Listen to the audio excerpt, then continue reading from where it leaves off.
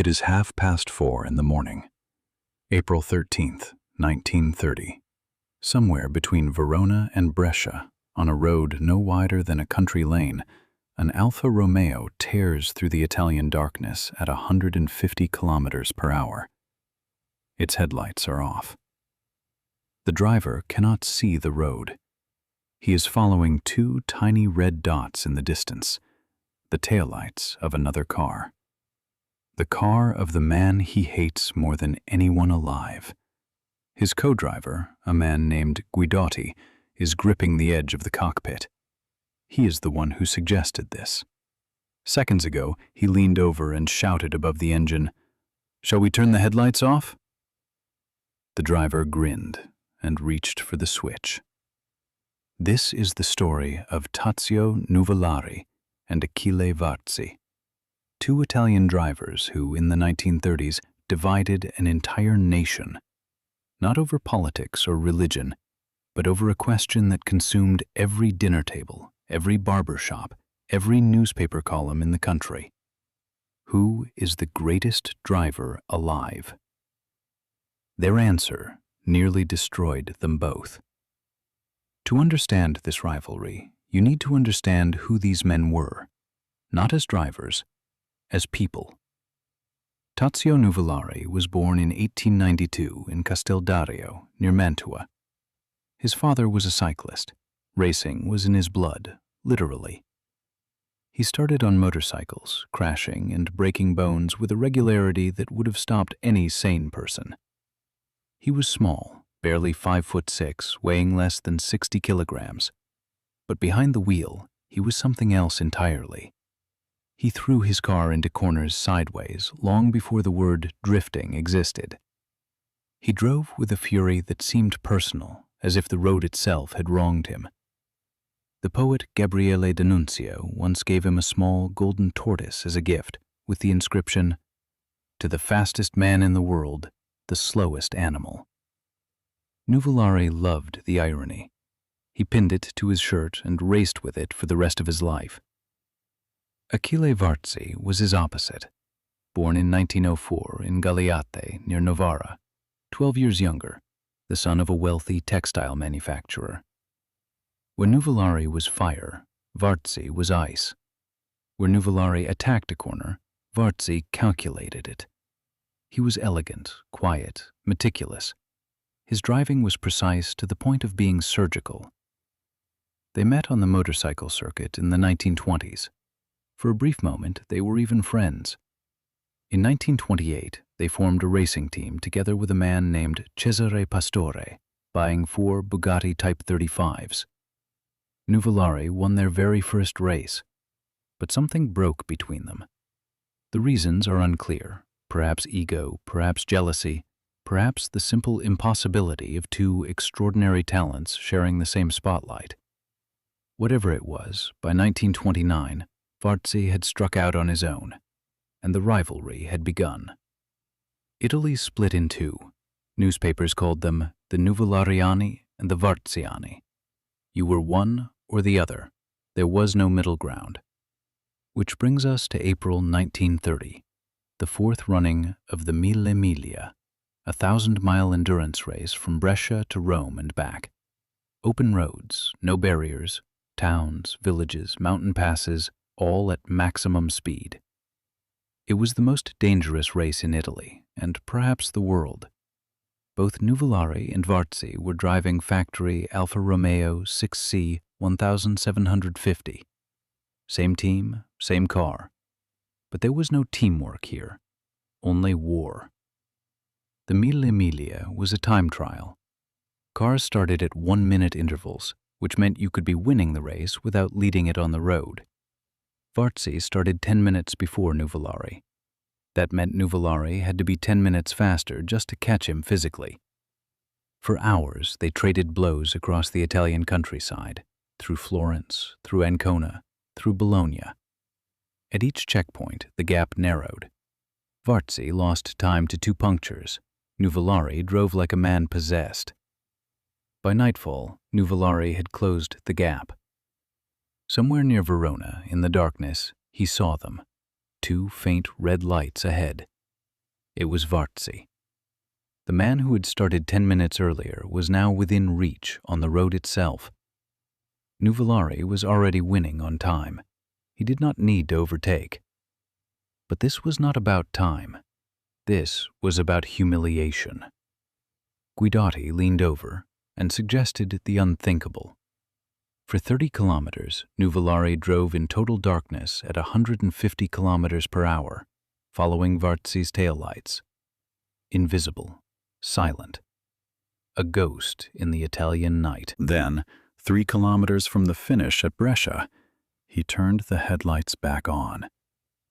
Varzi saw the blinding light in his mirrors, saw the Alfa Romeo pull alongside, saw the grin on Nuvolari's face. And that was it. Nuvolari crossed the finish line first on the road. His total time was 16 hours, 18 minutes, and 59 seconds. The first driver in Mille Miglia history to average over 100 kilometers per hour. Now, whether this headlights story is completely true has been debated for nearly a century. Some historians believe it is embellished, or that the overtake happened at dawn rather than in full darkness. Nuvolari's co-driver, Guidotti, told the story himself in later years, claiming it was his idea. Others say the details do not quite line up with the recorded times. But true or not in every detail, the legend became bigger than the race itself. The Italians gave it a name: La Vittoria a fari spenti. Victory with the headlights off. What is not debated is this. After that night, the rivalry was no longer sporting. It was personal. 3 years later, 1933, the Grand Prix of Tripoli held on the Milaha circuit in Italian-controlled Libya. This race was different. It was tied to the Libyan state lottery, a massive gambling operation run by the fascist colonial government.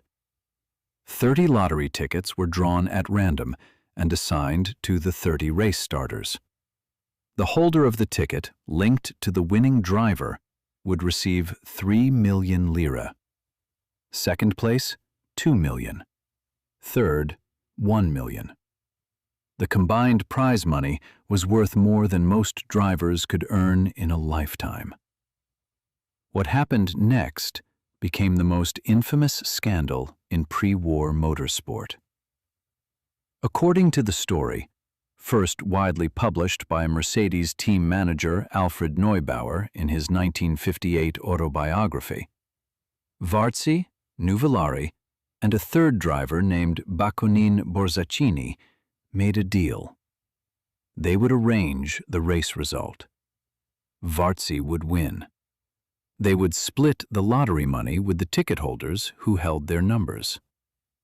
The race itself seemed to confirm the suspicion. Varzi won. Nuvolari finished second.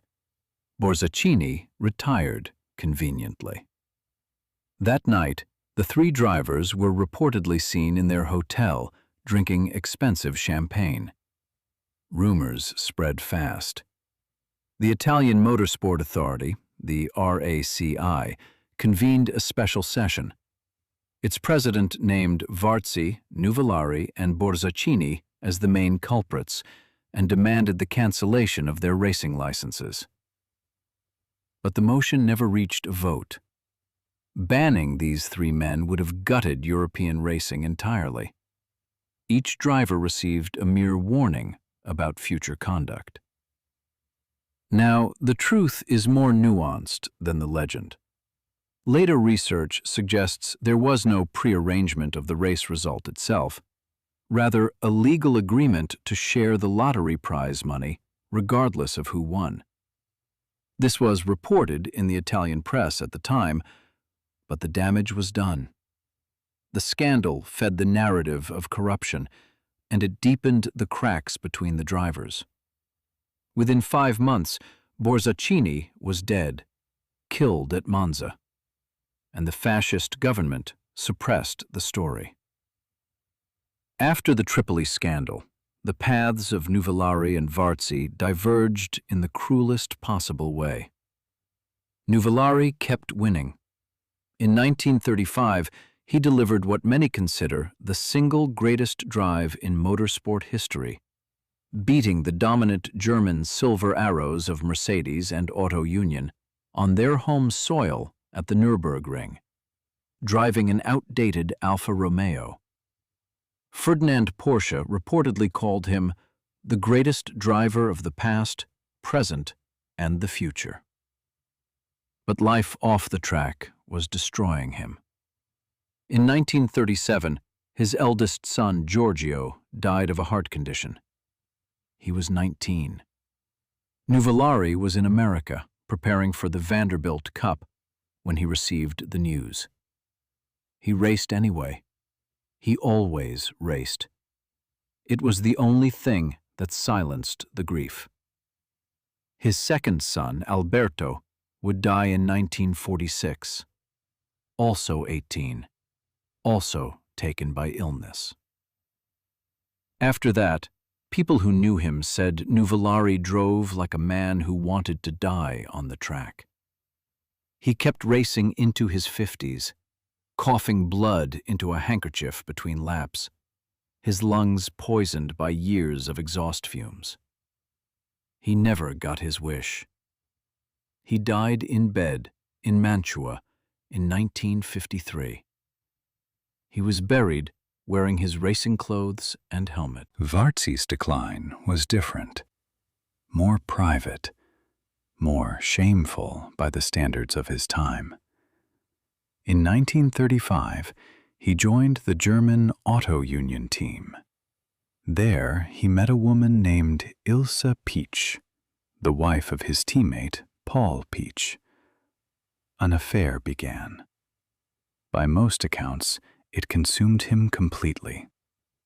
Sometime in 1936, after a particularly humiliating incident at the Tripoli Grand Prix, where team orders forced him to win in a way that felt hollow, while the Italian colonial governor publicly toasted his teammate Hans Stuck as the real winner, Varzi could not sleep. Ilse offered him morphine. Within months, the most precise driver of his generation was a different man. His results collapsed. His personality changed. He showed up to races with unexplained wounds on his fingers. At the Masaryk Grand Prix in Czechoslovakia, he drove slowly, asked to be excused, and mumbled something about a train to catch. Auto Union fired him before the 1937 season. He disappeared into what one writer called a morphine haze. Ilse was banned from entering Italy by order of Mussolini's government, so alarmed were they at the state of their national hero.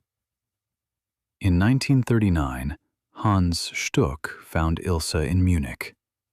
She was destitute, wearing a pink nightdress, begging for money to buy a forged Italian passport. That same evening, she was found unconscious in the street after a suicide attempt. The name she kept murmuring was Achille. The story does not end there. During the war, Varzi beat his addiction. He married a woman named Norma Colombo, who helped him rebuild. When racing resumed after 1945, Varzi came back. He was 42 years old, and he was magnificent. In September 1946, he won the Turin Grand Prix, widely considered the first race held under what would become Formula One regulations. He was himself again, free, clean, driving with the grace that had once made him Nuvolari's equal. For 2 years, Varzi raced at the highest level. He was part of the all-conquering Alfa Romeo team alongside Jean-Pierre Vimille and Carlo Felice Trossi. It seemed like redemption was not just possible, it was happening. July 1st, 1948. The circuit Bremgarten, outside Bern, Switzerland. Practice day for the Swiss Grand Prix. The sun was shining, but an earlier rain shower had left parts of the track wet and oily. Varzi went out in his Alfa Romeo 158. He was wearing no helmet, just a linen cap, as he always had. At 110 miles per hour, his car hit a patch of oil and water. It spun. It seemed to be coming to a stop. Then it caught a barrier, flipped, and landed upside down. Achille Varzi was crushed beneath the car. He died instantly. He was 43 years old. Louis Chiron, who had been following close behind, was the first to reach him. The Swiss Grand Prix went ahead anyway. During the race, another driver, Christian Kautz, was also killed. 5 hours after Varzi's crash, motorcycle champion Omobono Tenny died at the same circuit. It was one of the darkest weekends in the history of European motorsport. In the aftermath, the FIA mandated crash helmets for all drivers. Before Bremgarten, they had been optional. Nuvolari outlived his rival by 5 years, but by then, he was a ghost himself. His body broken, his sons gone. He raced his last event in April 1950, a hill climb at Monte Pellegrino, and spent his final years confined to his home in Mantua. When he died on August 11, 1953, Italy mourned a legend. Ferdinand Porsche sent condolences.